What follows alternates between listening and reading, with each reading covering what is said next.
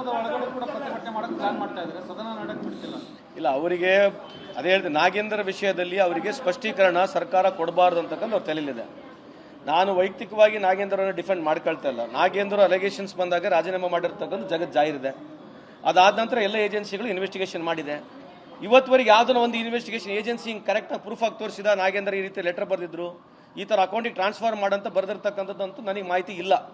ನಾನು ಯಾವುದು ಜಸ್ಟಿಫಿಕೇಶನ್ ಕೊಡ್ತಾ ಇಲ್ಲ, ಬಟ್ ನನಗಿರ್ತಕ್ಕಂಥ ಒಂದು ಕಾಮನ್ ಸೆನ್ಸಲ್ಲಿ ನಾನು ಪ್ರಶ್ನೆಯನ್ನು ಕೇಳ್ತಾ ಇದ್ದೀನಿ. ಯಾವುದೇ ಒಂದು ಬ್ಯಾಂಕ್ ಟ್ರಾನ್ಸ್ಫರ್ ಮಾಡಬೇಕಂದ್ರೆ ಅದಕ್ಕಾದಂಥ ಪ್ರೋಟೋಕಾಲ್ ಇದೆ. ಇವತ್ತುವರೆಗೆ ಭಾರತ ದೇಶದಲ್ಲಿ ಸುಮಾರು 67,000 ಕೋಟಿ ಇದೇ ರೀತಿಯಾದಂಥ ಬ್ಯಾಂಕ್ನಲ್ಲಿ ಫ್ರಾಡ್ ಆಗಿದೆ.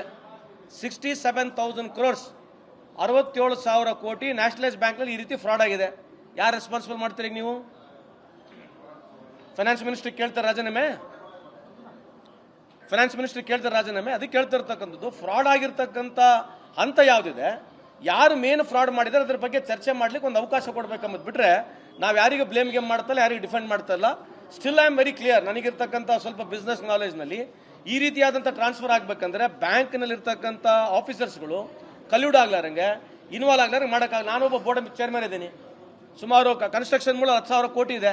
ನಾನು ಬ್ಯಾಂಕ್ ಮ್ಯಾನೇಜರ್ಗೆ ಫೋನ್ ಮಾಡಿ ನಿಮ್ಮ ಅಕೌಂಟಿಗೆ ಟ್ರಾನ್ಸ್ಫರ್ ಮಾಡೋದ್ರೆ ಮಾಡ್ಬಿಡ್ತಾನೆ ಬ್ಯಾಂಕ್ ಮ್ಯಾನೇಜರು? ನಾನು ಫೋನ್ ಮಾಡಿ ನಿಮ್ಮ ಅಕೌಂಟಿಗೆ 1,000 ಕೋಟಿ, 500 ಕೋಟಿ, 50 ಕೋಟಿ ಟ್ರಾನ್ಸ್ಫರ್ ಮಾಡಿದ್ರೆ ಬ್ಯಾಂಕ್ ಮ್ಯಾನೇಜರ್ ಮಾಡ್ಬಿಡ್ತಾನ? ಪ್ರೋಟೋಕಾಲ್ ಇದೆ ಬ್ಯಾಂಕ್ ಮ್ಯಾನೇಜರ್ಗೆ. ಮುಖ್ಯಮಂತ್ರಿ ಫೋನ್ ಮಾಡಿ ಟ್ರಾನ್ಸ್ಫರ್ ಮಾಡಿದ್ರೆ ಮಾಡ್ಬಿಡ್ತಾನ? ನಿರ್ಮಲಾ ಸೀತಾರಾಮನ್ ಅವರು ಫೋನ್ ಮಾಡಿ ನ್ಯಾಷನಲೈಸ್ ಬ್ಯಾಂಕಿಗೆ ದುಡ್ಡು ಟ್ರಾನ್ಸ್ಫರ್ ಮಾಡಿದ್ರೆ ಮಾಡ್ಬಿಡ್ತಾರ? ಅದೇ ಹೇಳ್ತಿದ್ದಲ್ಲ, ಕೇಂದ್ರ ಸರ್ಕಾರದಲ್ಲಿ ಇವತ್ತು ಸುಮಾರು ನ್ಯಾಷನಲೈಸ್ ಬ್ಯಾಂಕ್ನಲ್ಲಿ 67,000 ಕೋಟಿ ಇದೇ ರೀತಿಯಾದ ಫ್ರಾಡ್ ಇದೆ. Can we blame Nirmala Sitharaman madam for it? No. So ಹಂಗಾಗಿ ಈ ವಿಷಯದಲ್ಲಿ ಒಂದು ಅವಕಾಶ ಅವರು ಕೊಡಬೇಕು. ನಾವು ಮಾತಾಡ್ಲಿಕ್ಕೆ ಅವಕಾಶ ಕೊಟ್ಟರೆ ನಾವು ಮಾತಾಡ್ತೀವಿ ಅಂತ ಈ ಸಂದರ್ಭಗಳಿಗೆ. ಸರ್, ಸಿದ್ದರಾಮಯ್ಯನವರು ಮಾರಲ್ ರೆಸ್ಪಾನ್ಸಿಬಿಲಿಟಿ, ಮಾರಲ್ ರೆಸ್ಪಾನ್ಸಿಬಿಲಿಟಿ ಕೊಟ್ಟಿರ್ತಕ್ಕಂಥ ತಪ್ಪು ಸರಿ ಅಂತಕ್ಕಂಥದ್ದು ಇನ್ವೆಸ್ಟಿಗೇಷನ್ ಆಗಿದೆ. On a moral grounds you resign, we should appreciate it ಅಲ್ವಾ? ಇಲ್ಲಿಗಿಲ್ಲ ಅಂತ ಅದೇ ಹೇಳ್ತೀನಿ. Moral responsibility because we had a confusion. ಈಗ ಕನ್ಫ್ಯೂಷನ್ ಕ್ಲಿಯರ್ ಆಗಿದೆ. SIT ನಲ್ಲಿ ಕ್ಲಿಯರ್ ಇದೆ. ಫೆರಾ ಇಡಿಗಳು ಸುಮಾರು 5,700 ಕೇಸ್ನಲ್ಲಿ 0.01% ಕೂಡ ಸಕ್ಸಸ್ ರೇಟ್ ಇಲ್ಲ. ಈಗ ಅವ್ರದ್ದು ಏಜೆನ್ಸಿಗಳು ತಾನೆ, ಅವ್ರ ಏಜೆನ್ಸಿ ಬಂದು ಹೇಳ್ಬಿಟ್ರೆ ಆಯ್ತಲ್ಲ ಬೈಲಿಗೆ ಬಂದು. ಈಗ CBI ಆಗಿರಲಿ, ಫೆಮಾ ಆಗಲಿ, ED ಆಗಲಿ, ಅವ್ರ ಏಜೆನ್ಸಿಗಳು ಬಂದು ನೀರಾಗಿ ಹೇಳ್ಬಿಟ್ರೆ ಮುಗೀತಲ್ಲ. ಏಕೆಂದ್ರೆ ಬೇಕಾದ್ರೆ ಕಾನೂನು ಪ್ರಕಾರವಾಗಿ ಏನು ಕ್ರಮ ತಗೋಬೇಕು, ಕೋರ್ಟ್ ಪ್ರಕಾರ ಸಜಾ ಕೊಡ್ಬೋದು. ನಾಗೇಂದ್ರ ಅವರಿಗೆ ಬೇಲ್ ಕೊಟ್ಟು 2 ವರ್ಷ ಆಗ್ಲಿಕ್ಕೆ ಬಂದಿದೆ.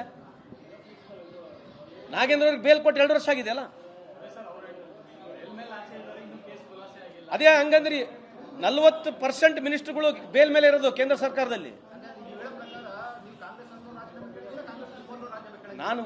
ನಾನು ಅದೇ ಹೇಳ್ತೆ, ಡಿಫೆಂಡ್ ಮಾಡ್ಕಂತಲ್ಲ ರೀ. ನಮ್ದು ರಾಜೀನಾಮೆ ಕೊಟ್ವಿ ನಾವು. 18 ತಿಂಗಳ ಅವರು ರಾಜೀನಾಮೆ ಕೊಟ್ಟಾದ ನಂತರ ಎಲ್ಲ ಏಜೆನ್ಸಿಗಳು ಆದಮೇಲೆ ಇವತ್ತು ಅವ್ರಿಗೆ ರೀಇಂಡಕ್ಟ್ ಮಾಡಿದ್ದೀವಿ. ರೀಇಂಡಕ್ಟ್ ಮಾಡಲಿಕ್ಕೆ ನಮ್ಮ ಹತ್ರ ಸಂಪೂರ್ಣವಾದಂಥ ಡಿಫೆನ್ಸ್ ಮಾಡಲಿಕ್ಕೆ ಅಥವಾ ನಾವು ಪ್ರೂವ್ ಮಾಡಲಿಕ್ಕೆ ನಮ್ಮ ಹತ್ರ ದಾಖಲಾತಿಗಳಿದ್ದಾವೆ. ಹೌಸಲ್ಲಿ ಕೊಟ್ಟರೆ ನಾವು ಪ್ರೂವ್ ಮಾಡ್ತೀವಿ ಅದನ್ನ. ಇನ್ನೊಂದು, ಸ್ವತಃ ನಾಗೇಂದ್ರ ಅವರೇ ಸುದ್ದಿಗೋಷ್ಠಿಯಲ್ಲಿ ಹೇಳಿದ್ದಾರೆ 800 ಖಾತೆಗಳಿಗೆ ಹಣ ಹೋಗಿರೋದು ಸತ್ಯ ಅಂತ. ಅವ್ರು ಇಲಾಖೆ ಮುಖ್ಯಸ್ಥರಾಗಿದ್ದುಕೊಂಡು ಅವರು ಜವಾಬ್ದಾರಿನೂ ಇರ್ತಿತ್ತಲ್ವಾ? ಅದೇ ಹೇಳ್ತಿರೋದು. ಖಾತೆಗೆ ಹೋಗ್ಲಿಕ್ಕೆ ಡೈರೆಕ್ಷನ್ ಕೊಡೋರು ಯಾರು? ಯೂಶಲಿ ಏನಾಗುತ್ತೆ, ಒಂದು ಯಾವುದೇ ಬೆನಿಫಿಷರಿ ಲಿಸ್ಟ್ ನಾವು ಸರ್ಕಾರಕ್ಕೆ ಕಳಿಸ್ತೀವಿ, DBT ಆಗಬೇಕು. ನಾನು ಸುಮಾರು 9 ಲಕ್ಷ ಅಕೌಂಟ್ಗಳಿಗೆ ನಾವು DBT ಮಾಡಿದ್ದೀವಿ. ಯಾವುದು ಬೋರ್ಡ್ ಇರ್ತದೆ, ಬೋರ್ಡ್ನಲ್ಲಿ ಯಾರು ಫಲಾನುಭವಿಗಳು ಆಯ್ಕೆ ಆಗ್ತಾರೆ, ನಾನು ಪ್ರೊಸೀಜರ್ ಹೇಳೋದು. ಅಲ್ಲಿ ಏನಾಗಿದೆ ಎಕ್ಸಾಕ್ಟ್ ನಿಮ್ಮ ಮಾಹಿತಿ ಇಲ್ಲ. Just telling the procedure.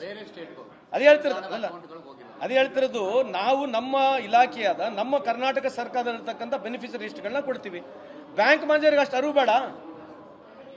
Bank ಮ್ಯಾನೇಜರ್ಗೆ ಯಾವ ಬೇಸಿಸ್ ಮೇಲೆ ಟ್ರಾನ್ಸ್ಫರ್ ಮಾಡಿದ್ರೆ ಅಂತ ಏನೋ ತೋರಿಸ್ಬೇಕಾನೆ ಮಾಹಿತಿ. ಬ್ಯಾಂಕ್ ಮ್ಯಾನೇಜರ್ ಯಾವ ರೀತಿ ಡೈರೆಕ್ಷನ್ ಕೊಟ್ಟಿದ್ರು, ಯಾರು ಡೈರೆಕ್ಷನ್ ಕೊಟ್ಟಿರ್ತಕ್ಕಂಥ ಮಾಹಿತಿ ಅಲ್ಲಿ CBI ಮಾಡಿದ ಇನ್ನಾದರೂ ಏನು ಸ್ಪಷ್ಟೀಕರಣ ಕೊಟ್ಟಿಲ್ಲ. It shows that the bank is more involved ಅಂತ ನನ್ನ ಪ್ರಕಾರ ವೈಯಕ್ತಿಕವಾಗಿ. ಯಾವುದು ತರ್ತೀವಿ ನೆಕ್ಸ್ಟ್ ಸನ್ಮಾನ್ಯ ಮುಖ್ಯಮಂತ್ರಿಯವರ ಜೊತೆಗೆ ಕ್ಯಾಬಿನೆಟ್ ಸಚಿವರ ಜೊತೆ ಮಾತನಾಡಿ ತರ್ತೀವಿ ಮುಂದಗಡೆ.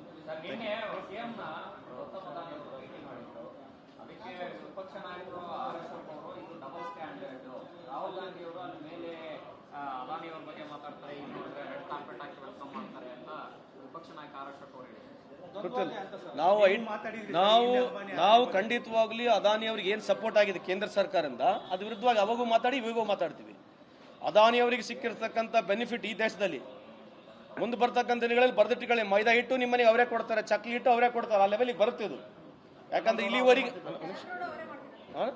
ಅದೇ ಮಾಡ್ತಾರೆ. ಅಲ್ಲೇ ನಾನು ಇಲ್ಲ ಅಂತ ಹೇಳ್ರಿ, ನಾನು ಇಲ್ಲ ಅಂತ ಹೇಳ್ತಾನೆ ಇಲ್ಲ. ಒಂದು ಆಕ್ಟಿವ್ ಪಾರ್ಟಿಸಿಪೇಟ್ ಮಾಡಿ ನೀವು ನಿಮ್ಮ ಮೆರಿಟ್ನಲ್ಲಿ ಗೆಲ್ಲೋದೊಂದು. ಟೆಂಡರ್ ಓಪನ್ ಟೆಂಡರ್ ಯಾರನ್ನ ಪಾರ್ಟಿಸಿಪೇಟ್ ಮಾಡೋದು ನಾನು ಡಿಫೆಂಡ್ ಮಾಡ್ತಾ ಇಲ್ಲ ಅವರಿಗೆ. ಬಟ್ ಅವ್ರಿಗೆ ಸಿಗ್ತಕ್ಕಂಥ ಕಾಂಟ್ರಾಕ್ಟ್ಗಳು ಯಾವ ಬೇಸಿಸ್ ಮೇಲೆ ಸಿಕ್ಕಿದೆ ಅಂತ ಬೇಕಾದ್ರೆ ಒಂದು ಟೈಮ್ ಕೂತ್ಕೊಂಡು ಚರ್ಚೆ ಮಾಡೋಣ.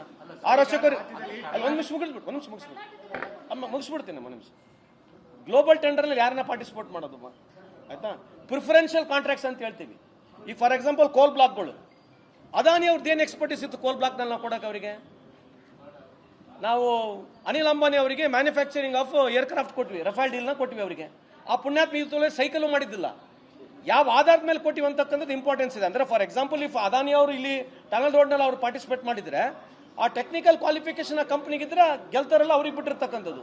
ಆದರೆ ಇವರಿಗೆ ಯಾವುದು ಟೆಕ್ನಿಕಲ್ ಕ್ವಾಲಿಫಿಕೇಶನ್ ಇಲ್ಲಾರಂಥ ಕಂಪ್ನಿಗಳಿಗೆ ಇಷ್ಟೆಲ್ಲ ಆದ್ಯತೆ ಹೆಂಗೆ ಸಿಕ್ತು ಅನ್ನೋದಕ್ಕೆ ಒಂದು ಸ್ವಲ್ಪ ಬೇಕಾದ್ರೆ ಚರ್ಚೆ ಮಾಡೋಣ. ಅಶೋಕ್ ಅಣ್ಣವ್ರ ಕರೀರಿ, ಚರ್ಚೆ ಮಾಡೋಣ ಬೇಕಾದ್ರೆ. ಅದೊಂದು ಇನ್ನೊಂದು ಏನಂದ್ರೆ, ಇಡೀ ದೇಶದಲ್ಲಿ ಅದಾನಿ ಅಂಬಾನಿ ವಿಚಾರದಲ್ಲಿ ಕಾಂಗ್ರೆಸ್ ನಡ್ಕೊಂಡಂತ ರೀತಿ, ರಾಹುಲ್ ಗಾಂಧಿ ಅವರು ನೀವುಗಳೆಲ್ಲ ನಾವಂತೂ ಅದಕ್ಕೆ ಇನ್ನಾದ ವಿರುದ್ಧನೇ ಇದ್ದೀವಿ ಅಂತ ಅದಾನಿ ನಿಮ್ಮ ಪಕ್ಷದ ಮುಖ್ಯಮಂತ್ರಿ, ಅದರಲ್ಲೂ ಕೂಡ ರಾಜ್ಯದ ಮುಖ್ಯಮಂತ್ರಿ ಮನೆಗೆ ಹೋಗಿ ಬರ್ತಾರೆ ಅಂದ್ರೆ ಇದನ್ನ ಅದಾನಿ ಜಾಣತನದ ಬುದ್ಧಿವಂತಿಕೆ ಅಂತ ಅನ್ಬೇಕು ಅಥವಾ ನಿಮ್ಮ ಅವರು ಪ್ಯೂರ್ ಬಿಸ್ನೆಸ್ ಮ್ಯಾನ್ ಇದ್ದಾರೆ. ಮುಖ್ಯಮಂತ್ರಿ ಟೈಮ್ ಕೇಳಿರ್ತಾರೆ, ಮುಖ್ಯಮಂತ್ರಿ ಹೋಗಿ ಭೇಟಿ ಆಗಿರ್ಬೋದು.